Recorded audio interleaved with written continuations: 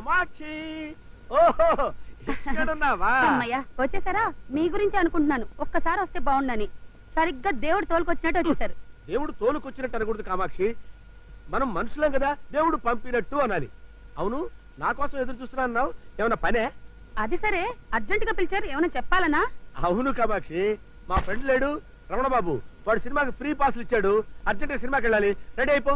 Cinema ఏం పేరు? నా పెళ్ళాం నీ మొగుడు.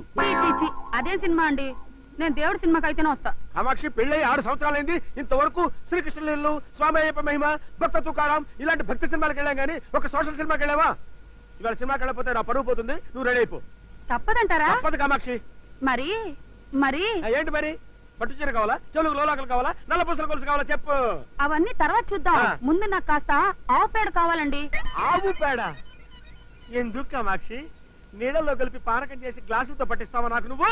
ఇవాళ ఆవు పేడతో దీపారం చేస్తే మనం పోయాక ఆ దీపం దారి చూపిస్తుందండి. అక్కడ కూడా పవర్ కట్టేనా? కామాక్షి, నీకు రాను రాను మరి చాలా. ఆపండి మీ దండకం, నేనే సినిమాకి రావడం లేదు, నేనే తెచ్చుకుంటా. లేదు, నువ్వు రెడీ అయిపో, సినిమాకి వెళ్ళకపోతే నా పరువు పోతుంది. వెంటనే బట్టలు మార్చుకుని వెళ్ళి నేనే ఆవు పేడ తెస్తాను.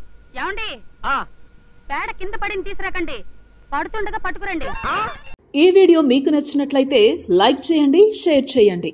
ఇలాంటి మరిన్ని సరికొత్త సినిమా వీడియోల కోసం ఛానల్ ని సబ్స్క్రైబ్ చేయండి. అలాగే ఇక్కడ ఉండే ఈ గంట సింబల్ ని క్లిక్ చేయండి. మేము అప్డేట్ చేసే ప్రతి వీడియో నోటిఫికేషన్స్ మీకు వచ్చేస్తాయి.